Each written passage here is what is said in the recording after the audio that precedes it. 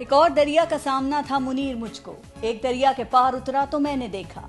अभी हम गद्दार के खेल से नहीं निकले थे कि सिंध पुलिस की सूरत में एक और बहरान हमारे सामने खड़ा हो गया। मज़ार-ए-कायद पर कैप्टन सफदर की नारेबाजी को एक वाकया कहें, हादसा कहें या सानेहा, जो भी हुआ गलत हुआ। होना तो ये चाहिए था कि मरियम नवाज और कैप्टन सफदर मज़ार-ए-कायद पर जाते, सर झुकाते, हाथ बांधकर बाबा कौम के हुजूर पेश होते, मज़ार पर खड़े होकर वोट की इज्जत का अज़्म करते, माजी में दूसरों के वोट को इज्जत ना देने पर शर्मिंदा होते, पंजाब में 2008 से 2013 तक काफ लीग में फॉरवर्ड ब्लॉक बनाकर अपनी हुकूमत चलाने पर माफी मांगते, काफ लीग के मैंडेट की इज्जत ना करने का एतराफ करते, छांगा मांगा में हॉर्स ट्रेडिंग की मंडियां लगाने पर माफी मांगते, जनरल ज़िया-उल हक की काबीना में शामिल होने पर माफी मांगते, बेनजीर भुट्टो की किरदारकुशी करने पर माफी मांगते, IGI बनाने और पैसों की मुबैना तकसीम का हिस्सा बनने पर माफी मांगते, 90 की दिहाई में पीपल्स पार्टी की 2 बार हुकूमत गिराने पर माफी मांगते, जनरल परवेज मुशर्रफ के साथ मुआहदा करके सऊदी अरब जाने पर माफी मांगते, डॉन लीक्स करके पाक फौज को मुतनाज़ा बनाने पर माफी मांगते,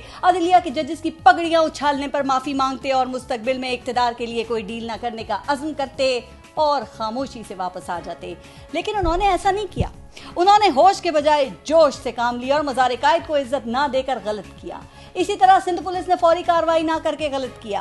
तहरीक इंसाफ के रहनुमाओं ने थाने का घेराव करके गलत किया। एक वफाकी वजीर ने SHO को नताइज की धमकियां देकर गलत किया। सिंध हुकूमत ने इस सारे इशू को मिसहैंडल करके गलत किया। कैप्टन सफदर को गिरफ्तार करने के लिए दरवाजा तोड़कर गलत किया गया। चादर और चार दीवारी का तकद्दुस पामाल करके गलत किया। अगर IG को किसी ने अगवा किया तो उसने भी गलत किया और वजीर आजम इस मामले से ला ताल्लुक रहे तो उन्होंने भी गलत किया। अगर हमने इन गलतियों को, इस गलत को दुरुस्त ना किया तो फिर इस तरह एक के बाद एक बहरान हमारे सामने सर उठाता रहेगा और हम यूं ही इन दायरों के अंदर घूमते रहेंगे। इसलिए ये कौम तवक्को करती है कि मरियम नवाज हो, बिलावल भुट्टो हो या मौलाना फजलुर रहमान हो, बाबा कौम के मज़ार पे हाजिरी देते हुए इतने एहतराम का मुजाहिरा करें, इतना एहतराम जरूर करें जितना वो अपने आबा व अजदाद की कब्रों पर हाजिरी देते हुए करते हैं। हम अच्छे लुटेरे थे, अच्छे डाकू थे कि चीनी आटा 35 रुपए किलो बिकवा रहे थे, चीनी 55 रुपए बिकवा रहे थे और 75-72 सालों से चीनी 55 रुपए तक थी, गुजारा चल रहा था हमारा। अच्छा, और जी और 60 रुपए का पेट्रोल था। ये बयानिया अब पिट गया, ये चूरन अब बिक नहीं रहा। असल पाकिस्तान अब वो जी ये 650 रुपए किलो हो गया जी, 650 रुपए किलो अदरक हो गया। हाँ जी, ये भी नवाज शरीफ ने करप्शन की है जी। आटा जौन था जी वो 80 रुपए 90 रुपए हो गया। एक्चुअली फिर मैं कहूँगा कि इस मुल्क में महंगाई को एड्रेस करें, वरना जिस दिन गरीब आदमी सड़क पर आ गया, हालात ना इनके हाथ में रहने हैं ना अपोजिशन की किसी ने सुननी है। मियां साहब इज्जत के साथ वापस आ जाएं। मियां साहब आ जाएंगे। हमने कब कहा मियां साहब नहीं आएंगे मेरी बहन, मियां साहब आएंगे। अब आ जाएं जल्दी। जब डॉक्टर उनके ये फैसला हमें मियां साहब के मौलजीन की सवाबदीद पे छोड़ देना। चलें ठीक मैं तो सिर्फ एक बात कर रहा हूँ, डॉक्टर अदनान के इज़हारे राय पे जो कदगन लगाई हुई है अवाम जो है वो पब्लिक जो निकलेगी बाहर ना, वो ऑपोजिशन के भी लोगों को मारेगी और गवर्नमेंट के लोगों को भी मारेगी। तो मैंने कहा है ना, अमीर भाई फिर इस्तीफा दे के कहीं नहीं जाना। सर लास्ट कमेंट कोई देना जवाब में? अब जो बात की है, ये बाकी बहुत अच्छे चोर थे कि जिस एवन फील्ड में बैठ के आज तकरीरें कर रहे हैं, ये इतने अच्छे चोर थे, उसको पहले डिनाई करते रहे। एक नहीं हुसैन नवाज ने उसको एडमिट किया। कब किया? जब पनामा आया अप्रैल 2016 पनामा में क्या आया? तो नवाज शरीफ का तो क्या है यार, मेरा बेटा अगर कोई कारोबार करता है तो उसका मेरा लेना देना कोई नहीं है। पाकिस्तान का वजीर आजम और उसकी पूरी फैमिली चोर है। किसने कहा? पनामा ने कहा। पनामा ने निकला क्या? अच्छा, उस पनामा में से निकला क्या? ओकामा नहीं, लेकिन ओकामा कब निकला? इन्वेस्टिगेशन से निकला, जब हर चीज की इन्वेस्टिगेशन क्लियर हो गया। तो क्लियर हो गया ना, नवाज शरीफ क्लियर हो गया। हुसैन कह रहा है मेरे हैं। अगर करप्शन होती नवाज शरीफ साहब ने की होती तो मुझे बताएं, एवन फील्ड आता, ओकामा पे सजा एवन फील्ड आता करप्शन की होती तो वो तो ऑलरेडी हुसैन ने अगर कहा। आता कैसे आ सकता है? हुसैन साहब तो उसका नवाज शरीफ से क्या लेना देना? एहतसाब अदालत ने केसेस करप्शन के ऊपर ही है सर, जो आप बात कर रहे हैं। लेकिन उस पे कोई प्रूफ नहीं हुई, कोई प्रूफ नहीं हुआ। कन्विक्टेड हो गए, प्रूफ नहीं हुआ। मुजरिम बन गए, आप नहीं जाने दिया उनको बाहर। हमने जन्म तो कह रहे हैं। क्या आप आगे होता हुआ देख रहे हैं?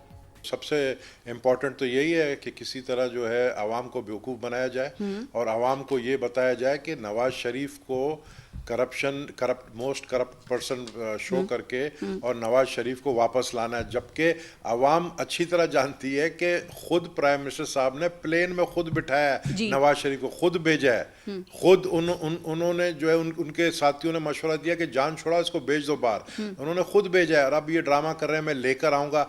चौधरी निसार का वक्त आपको याद होगा, जब वो मुस्लिम लीग की गवर्नमेंट थी तो उन्होंने एमक्यूएम के जो कायद है उनको लाने की कितनी कोशिश की, तो क्या वहां से ला सके? ये कह रहे हैं 15 जनवरी तक मियां साहब को लेके आएंगे। आपको लगता है कहीं से कोई इनको श्योरिटी वगैरह तो नहीं मिल गई है? मैं चैलेंज करता हूँ, ये आप मेरी रिकॉर्डिंग संभाल के रखना, ये इमरान खान का वही जो है 440 वाला यू टर्न में यू टर्न है, ये उससे इससे भी फिर जाएगा, फिर कोई बहाना करेगा। कितनी तो बातें उन्होंने बोली हैं जो कि मैं अभी गिनवा नहीं सकता हूँ कि किस किस बात से उन्होंने यू टर्न लिया है। तो इमरान खान की बातों में कोई मैच्योरिटी तो है नहीं।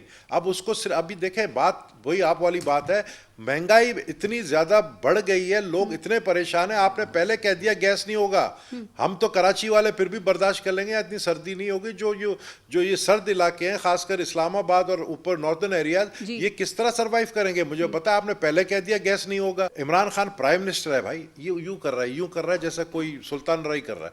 प्राइम मिनिस्टर को इस तरह एक्ट नहीं करना चाहिए। प्राइम मिनिस्टर को जो है डिप्लोमेटिकली बात करना चाहिए। शहीद जुल्फिकार अली भुट्टो भी प्राइम मिनिस्टर था, वो किस तरह बात करते थे, बेनजीर भुट्टो साहबा किस तरह बात करती थी, इस तरह के प्राइम मिनिस्टर आप बने। इनको यकीन नहीं आ रहा कि ये हुकूमत में इनको इसलिए यकीन नहीं आ रहा है। पारस आप भी जानती हैं अच्छी तरह कि मैं पर्सनली इमरान खान को जानता हूँ।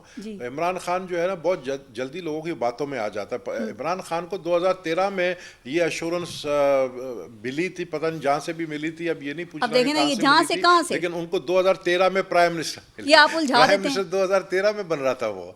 देखें जहाँ से मिली थी, वो प्राइम मिनिस्टर वो वफाकी इदारों के लोग मुलविस हैं, वो कहाँ से पता चला वो नहीं पता। धरना में किसने कहा था कि तुम सिर्फ 1 लाख लोग ले आना, बाकी काम हमारा है? रिकवरी एक टके की नहीं हुई, एक ढेला नहीं वापस किया, एक करप्शन का इल्जाम नहीं है नवाज शरीफ पे। महंगाई सबसे बड़ा, अगर इस मुल्क का पाकिस्तान गवर्नमेंट का कोई चैलेंज है वो महंगाई है। बिल्कुल एहसास। देखें इस मुल्क की फॉरेन पॉलिसी जो आपके हमारे आने से पहले थी वो क्या थी? मिडिल ईस्ट में सऊदी अरब के साथ क्या थी, दुबई के साथ क्या थी? छोड़ दें अल्लाह के वास्ते, इनका पीछे छोड़ नहीं नहीं नहीं नहीं छोड़ना। आज हम कहां खड़े हैं? आज हम फाइनेंशियल टर्न अराउंड हुआ है पारस। मैं फिगर्स देके मुझे अपनी परफॉर्मेंस लिस्ट बताएं। ये किया मैं आपको क्या बोल रहा हूँ, मैं क्या बोल रहा हूँ आपको? इनको छोड़ दें, अपना बताएं। मैंने कहा नहीं, Nawaz Sharif is a symbol of corruption. आपको इसको खत्म करना है, आपने इसको मुल्क में वापस लेके आना है, आपने रिकवरीज करनी है। क्यों भेजा? सबसे बड़ी गलती है हमारी, सबसे बड़ी गलती हमारी। तो सबसे नहीं, हम गलती का मुदावा आप ला सकेंगे उन्हें वापस? इंशाल्लाह कैसे लेकर आएंगे? खान साहब ने आपको बता दिया है कि हम इसका इंटरनेशनल जगह, फाइनेंशियल टाइम्स ने कल स्टोरी दी है इंग्लैंड में, ट्रांसपेरेंसी इंटरनेशनल ने क्या कहा इंग्लैंड को, बिल्कुल के वापस करें जो मुकदमात में। ये अब इससे बहुत आगे की तरफ जाते हैं। अब देखें कोरोना इस मुल्क में आया, अब सुने कोरोना पूरी दुनिया में आया, लोगों की सुनने क्या कह रहे हैं? आटा चीनी बहुत बड़ा है ना, इंपोर्ट कर रहे हैं। बर वक्त फैसले करके मसाइल क्या आपने सुने कर रहे हैं। आपकी पता कितने होते तो ये हालात यहाँ पे पहुंचते। 1.6 मिलियन टन गंदम पाकिस्तान पहुंच चुकी हुई है।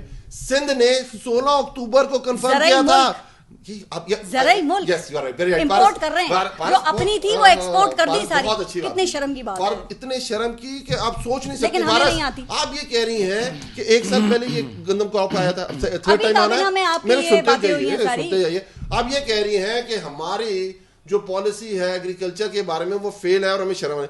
इस मुल्क में 70 साल तहरीके इंसाफ ने हुकूमत की है सिंध को। 70 साल में आटा भी 70 रुपए का नहीं हुआ। इस मुल्क में 140 रुपए पे चीनी गई है कि नहीं गई है? किस दौर में गई है? और डॉलर वो कितना था? पेट्रोल प्राइस क्या थी? गई है पार्टी के दौर में। हाँ, इनके दौर में आटा गायब हुआ है कि नहीं हुआ? और इन्होंने ट्रकों पे खड़ा करके बेचा। क्या प्राइस है? तो मैं ये कह रहा हूँ 750 रुपए किलो अदरक इसलिए किया गया कि जो आप पॉलिसी लेके आते हैं, आप जाते हैं दुकानदार, gap is like around 32 rupees.